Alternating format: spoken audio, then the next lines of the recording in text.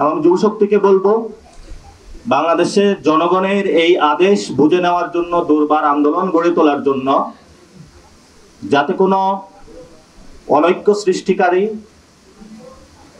নির্বাচন বানচালের ষড়যন্ত্রকারী, যারা বাংলাদেশে সৃষ্টি করার পায় তারা করছে, তারা যদি কোনো কিছু করতে চায় তাহলে যুব সমাজের রক্তের উপর দিয়ে তাদেরকে যেতে হবে।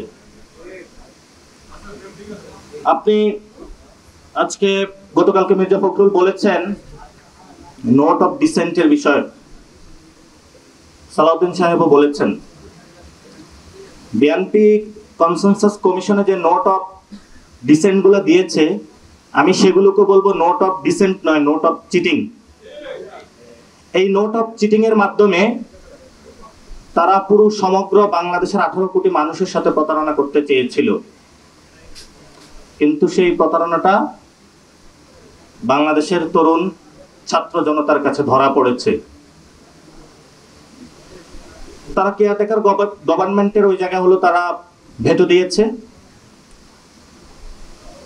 অথচ তারা একটা সময় এটা চেয়েছিল।